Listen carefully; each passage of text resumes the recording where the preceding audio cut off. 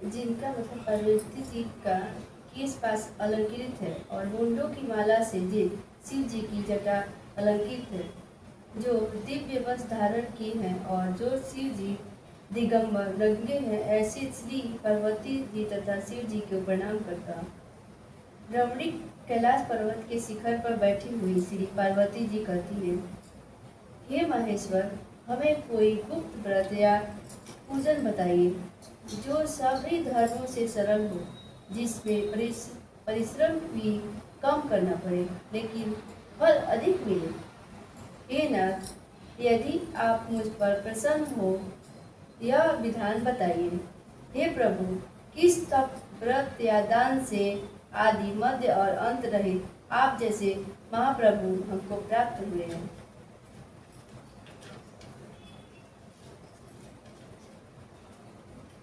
ईश्वरवास। शिव जी बोले, हे देवी सुनो, मैं तुमको एक व्रत जो मेरा सर्वस्व और छिपाने योग्य है, लेकिन तुम्हारे प्रेम के वशीभूत होकर मैं तुम्हें बताता हूँ। शिव जी ने कहा, भारतवर्ष में जैसे नक्षत्रों में चंद्रमा, ग्रहों में सूर्य, वर्णों में ब्राह्मण, देवताओं में विष्णु भगवान, नदियों में गंगा, पुराणों में महाभारत, वेदों में सामवेद और इंद्रियों में मन श्रेष्ठ है, सब पुराणों और वेदों का सर्वस्व जिस तरह कहा गया है, मैं तुम्हें एक प्राचीन व्रत बताता हूँ। एकाग्र मन से सुनो। जिस व्रत के प्रभाव से तुमने मेरा आधा आसन प्राप्त किया है, वह मैं तुमको बतलाऊंगा, क्योंकि तुम मेरी प्रेयसी हो। भाद्र पक्ष मास में हस्त नक्षत्र से युक्त शुक्ल पक्ष की तृतीया तिथि को उसका अनुष्ठान मात्र करने से स्त्रियां सब पापों से मुक्त हो जाती है। हे देवी, तुमने आज से बहुत दिनों पहले हिमालय पर्वत पर इस व्रत को किया था। यह वृतांत मैं तुमसे कहूँगा। पार्वती जी ने पूछा, हे नाथ, मैंने क्यों यह व्रत किया था, यह सब आपके मुख से सुनना चाहती हूँ। शिव जी बोले, उत्तर की ओर एक बड़ा रमणीक और पर्वतों में श्रेष्ठ हिमवान नामक पर्वत है। उसके आसपास तरह तरह की भूमियां हैं, तरह तरह के वृक्ष उस पर लगे हुए हैं। नाना प्रकार के पक्षी और अनेक प्रकार के पशु उस पर निवास करते हैं। वहां पहुंचकर गंधर्वों के साथ बहुत से देवता, सिद्ध, चारण, पक्षीगण सर्वदा प्रसन्न मन से विचरते हैं। वहां पहुंचकर गंधर्व गाते हैं, अप्सराएं नाचती हैं। उस पर्वतराज के कितने ही शिखर हैं कि जिनमें स्फटिक, रत्न और वैदुर्य मणि आदि की खानें भरी हैं। यह पर्वत ऊंचा तो इतना अधिक है कि मित्र के घर की तरह समझकर आकाश का स्पर्श किए रहता है। उसके समस्त शिखर सदैव हिम से आच्छादित रहते हैं और गंगा जल की ध्वनि सदा सुनाई देती रहती है। हे पार्वती, तुमने बाल्यकाल में उस पर्वत पर तपस्या की थी। 12 वर्षों तक तुमने उल्टी टंग कर केवल धुआं पीकर रही। 64 वर्षों तक सूखे पत्ते खा कर रही। माघ मास में तुम जल में बैठी रहती और बैसाख की दोपहरिया में पंच अग्नि तापती थी। श्रावण महीने में जल बरसात तो तुम भूखी प्यासी रहकर मैदान में बैठी रहती थी। तुम्हारे पिता इस तरह के कष्ट सहन को देखकर बड़े दुखी हुए। वे चिंता में पड़ गए कि मैं अपनी कन्या किसको दूं। उसी समय नारद जी वहां पहुंचे। मुनि श्रेष्ठ नारद जी उस समय तुम्हें देखने गए थे। नारद जी को देखकर गिरि ने अर्घ्य, पात्र, आसन आदि देकर उनकी पूजा की। हिमवान बोले, हे स्वामी, आप किस ले आए हैं? मेरे अहोभाग्य है, आपका आगमन मेरे लिए अच्छा है। नारद जी ने कहा, हे पर्वतराज सुनो, मैं भगवान विष्णु का भेजा हुआ आपके पास आया हूँ। आपको चाहिए कि यह योग्य कन्या रत्न किसी योग्य वर को दे। भगवान विष्णु के समान योग्य वर ब्रह्मा इंद्र और शिव इसमें से कोई नहीं है, इसलिए मैं यह कहूँगा कि आप अपनी कन्या भगवान विष्णु को ही दें। हिमवान ने कहा, भगवान विष्णु स्वयं मेरी कन्या ले रहे हैं और आप यह संदेश लेकर आए हैं, तो मैं उन्हें अपनी कन्या दूंगा। हिमवान की इतनी बात सुनकर मुनिराज नारद आकाश में विलीन हो गए। वे पीताम्बर, शंख, चक्र और गदाधारी भगवान विष्णु के पास पहुँचे। वहाँ हाथ जोड़कर नारद जी ने भगवान विष्णु से कहा, हे देव सुनिए, मैं आपका विवाह पक्का करा दिया। उधर हिमवान ने पार्वती के पास जाकर कहा कि हे पुत्री, मैंने तुम्हें भगवान विष्णु को दे डाली। तब पिता की बात सुनकर तुम बिना उत्तर दिए ही अपनी सखी के घर चली गई। वहाँ जमीन पर पड़कर तुम बड़ी दुखी होती हुई विलाप करने लगी। तुमको इस प्रकार विलाप करते हुए देखकर सखी बोली, तुम इतनी दुखी क्यों हो? इसका कारण बताओ। तुम्हारी जो कुछ इच्छाएं होगी मैं यथाशक्ति उसको पूरा करने की चेष्टा करूंगी, इसमें कोई संशय नहीं है। पार्वती बोली, मेरी जो कुछ अभिलाषा है उसे तुम प्रेम पूर्वक सुनो। मैं एकमात्र शिव जी को अपना पति मान बनाना चाहती हूँ, इसमें कुछ भी संशय नहीं है। मेरे इस विचार को पिताजी ने ठुकरा दिया है। इससे मैं अपने शरीर को त्याग दूंगी। पार्वती की इस बात को सुनकर सखियों ने कहा, शरीर का त्याग ना करूं, चलो किसी ऐसे वन को चले जहाँ पिता को पता न चले। ऐसी सलाह पर तुम वैसे वन में जा पहुंची। उधर तुम्हारे पिता घर घर तुम्हें खोजने लगे। दूतों द्वारा भी खबर लेने लगे कि कौन देवता या किन्नर मेरी पुत्री को हरण करके ले गया है। उन्होंने मन ही मन कहा, मैं नारद जी के आगे प्रतिज्ञा कर चुका हूँ कि अपनी पुत्री भगवान विष्णु को दूंगा। ऐसा सोचते सोचते हिमवान मूर्छित हो गए। गिरिराज को मूर्छित देखकर सब लोग हाहाकार करते दौड़ पड़े। जब होश आया तो सबने पूछने लगे कि हे गिरिराज, आप अपनी मूर्छा का कारण बताइए। हिमवान ने कहा, आप लोग मेरे दुख का कारण सुनो। न मालूम कौन मेरी कन्या को हरण करके ले गया है। ऐसा नहीं हुआ तो किसी कारण सांप ने काट लिया या सिंह खा गए। हाय हाय, मेरी बेटी कहाँ गई? किसी दुष्ट ने मेरी पुत्री को मार डाला। ऐसा कह वे वायु के झोंके से कांपते हुए वृक्ष के सामने कांपने लगे। इसके बाद हिमवान तुम्हें वन वन खोजने लगे। वह वन भी सिंह, भालू, हिंसक जंतुओं से बड़ा भयानक हो रहा था। तुम भी अपनी सखियों के साथ उस भयानक वन में चलती फिरती एक ऐसी जगह जा पहुंची जहाँ एक नदी बह रही थी। उसके रमणीक तट पर एक बड़ी सी कंदरा थी। तुमने उसी कंदरा में आश्रम बना लिया और मेरी एक बालुकामयी प्रतिमा बनाकर अपनी सखियों के साथ निराहार रहकर मेरी आराधना करने लगी।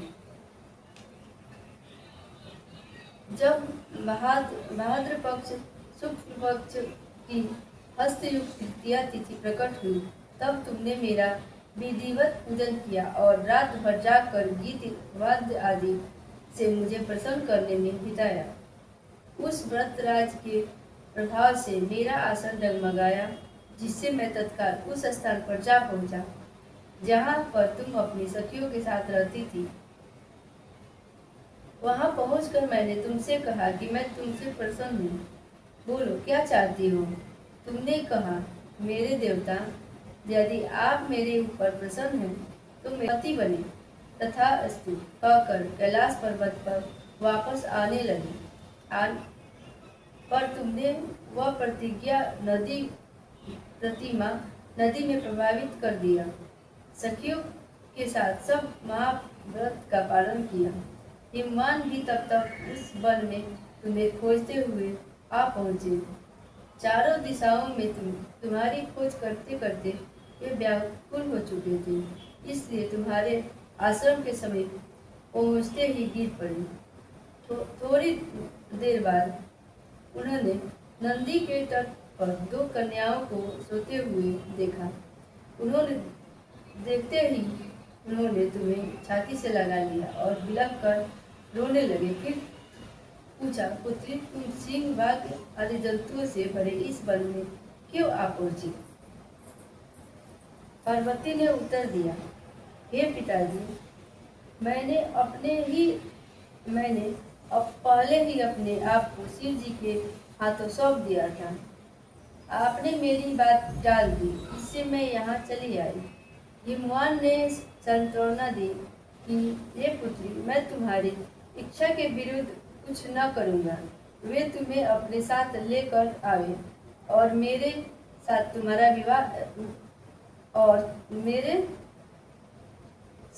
तुम्हारा विवाह कर दिए हैं। इसी से तुमने मेरा अर्धाश्न पाया है। तब से आज तक किसी के सामने मुझे यह व्रत प्रकट करने का अवसर नहीं प्राप्त हुआ। हे देवी, मैं यह बताता हूँ कि इस व्रत का हरितालिका नाम क्यों पड़ा। तुमको सखियों ने हर ले गई थी, इसी से हरितालिका नाम पड़ा। पार्वती जी ने कहा, हे प्रभु, आपने नाम तो बता दिया, अब इसकी विधि भी बताइए। इसका क्या पुण्य है, क्या फल है? यह व्रत कौन करे? श्री शिव जी ने पार्वती जी से कहा, हे देवी, मैंने समस्त स्त्री जाति की भलाई के लिए यह उत्तम व्रत बतलाया है। जो स्त्री अपने सौभाग्य की रक्षा करना चाहती है, वह यत्नपूर्वक इस व्रत को करे। तो केले के खंभे आदि से सुशोभित एक सुंदर मंडप बनावे। उसमें रंग बिरंगी के रेशमी कपड़ों से चंदोदवा लगाकर चंदन आदि सुगंधित द्रव्यों से वह मंडप लिपवाए। फिर शंख, भेड़ी, मृदंग आदि बजाते हुए बहुत से लोग एकत्रित होकर तरह तरह के मंगलचार्य करते हुए उस मंडप में पार्वती तथा शिव की प्रतिमा स्थापित करें। उस रोज दिन भर उपवास कर बहुत से सुगंधित फल फूल, सुगंध और मनोहर धूप, नाना प्रकार के नैवेद्य आदि एकत्र कर मेरी पूजा करें और रात भर जागरण करें। ऊपर से जो जो वस्तुएं गिनाई गई हैं, उसके अतिरिक्त नारियल, सुपारी, जम्बीगिरी, नींबू, लौंग, अनार, नारंगी आदि जो जो फल प्राप्त हो सके उन्हें इकट्ठा कर लें। उस ऋतु में जो फल तथा फूल मिल सके विशेष रूप से रखें। इसके बाद धूप दीप आदि से पूजन कर प्रार्थना करें, हे शिव रूपिणी, हे मंगले, सब अर्थों को देने वाले, हे देवी, हे शिव रूपे, आपको नमस्कार है। हे शिव रूपे, आपको सदा के लिए नमस्कार है। हे ब्रह्मांड रूपे, आपको नमस्कार है। हे जगत धात्री, आपको नमस्कार है।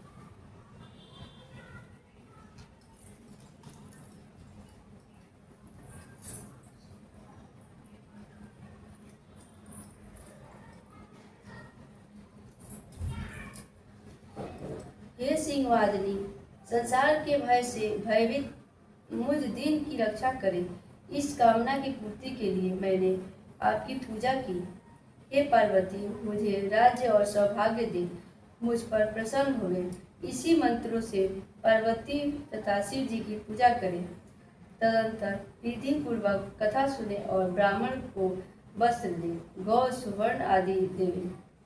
इस तरह एकाग्रचित्त होकर स्त्री पुरुष दोनों एक साथ पूजन करें। फिर वस्त्र आदि जो कुछ भी हो उसका संकल्प करें। हे देवी, जो स्त्री इस प्रकार पूजन करती है वह सब पापों से छूट जाती है और उसे 7 जन्म तक सुख तथा सौभाग्य प्राप्त होता है।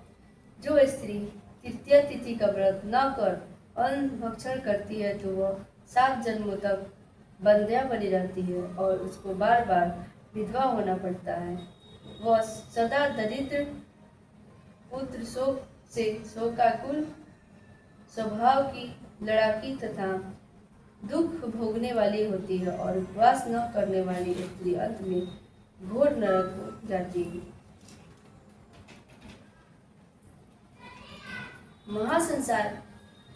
महासंहार करने के से बाघिन, दही खाने से बिल्ली, मिठाई खाने से चींटी और कुछ खाने से मक्खी होती है। तीज को अन्न खाने से सुकरी, फल खाने से बंदरिया, पानी पीने से जोक, दूध पीने से सौपिन तथा रोज सोने से अजगरी और पति को धोखा देने से मुर्गी होती है। इसलिए सभी स्त्रियां व्रत अवश्य करें। दूसरे दिन सुवर्ण, चांदी, तांबा अथवा बांस के पात्र में अन्न भरकर ब्राह्मण को दान दे और पारण करें। जो स्त्रियां इस प्रकार व्रत करती है वह मेरे समान पति पाती है, और जब वह मरने लगती है तो तुम्हारे समान उसका रूप हो जाता है। उसे सब प्रकार के संसारिक भोग और सायुज्य मुक्त मिलती है। इस हरितालिका की व्रत कथा मात्र सुन लेने से प्राणी को 1000 अश्वमेध यज्ञ और सैकड़ों वाजपेय यज्ञ के अंत करने का फल प्राप्त होता है। हे देवी, मैंने यह सब व्रतों में उत्तम व्रत बताया, जिसके कारण से प्राणी सब पापों से छूट जाता है। इसमें कुछ भी संशय नहीं है।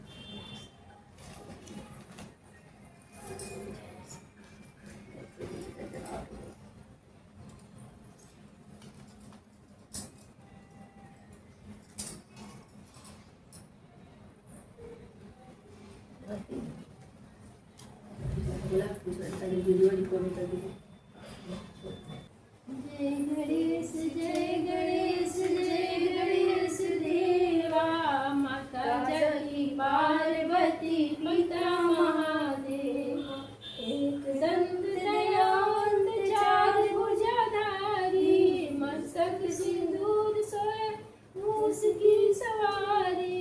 जय गणेश जय गणेश जय गणेश देवा, माता जगती पार्वती पिता महादेवा, एक दंत दयावंत चार भुजाधारी, मस्तक सिंदूर सोए मूस की सवारी। जय गणेश जय गणेश जय गणेश देवा, माता जगती पार्वती पिता महार। चढ़े फूल चढ़े पान चढ़े फूल चढ़े और चढ़े मेवा, लड्डुअन का भोग रहन सत्य करे सेवा। जय गणेश जय गणेश जय गणेश देवा, माता जगती पार्वती पिता महादेव, बंदन के लालन को आँख रेत कोड़िन को काया, बंदन को आँख रेत कोड़िन को काया, बाजन को पुत्र देत नीलन को माया। हार चढ़े फूल चढ़े और चढ़े मेवा, लड्डुअन का भोग लगे संत करे सेवा। माता जगती पार्वती पिता महादेव, दीनन की लाज रखो समूह सूतवारी, कामना को पूरा करो जग बलिहारी। जय गणेश जय गणेश जय गणेश देवा, माता जगती पार्वती पिता महादेव।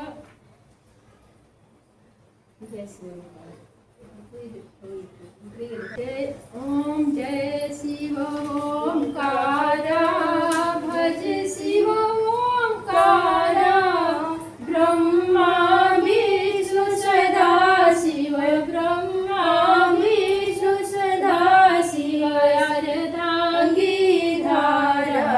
ओम जय शिव ओंकारा, एकानन चतुरानन पंचानन राजे, हंसानंद गरुड़ासन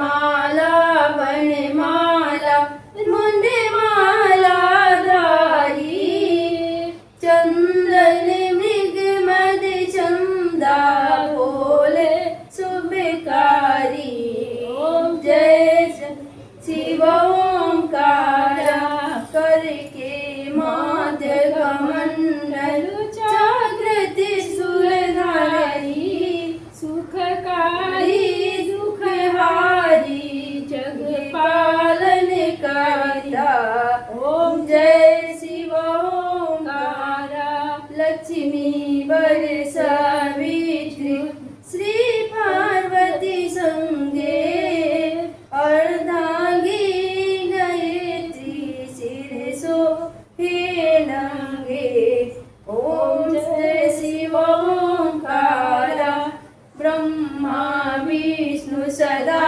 शिव जानत अभिवेका प्रणवाचर में मादे प्रणवाचर के मादे ये तीनों लोका जय शिव कारा त्रिगुण स्वामी जी की आरती जो कोई मन से गावे कहत शिवानंद स्वामी कहत शिवानंद स्वामी मनवांछित फल पावे ओम जय शिव ओंकारा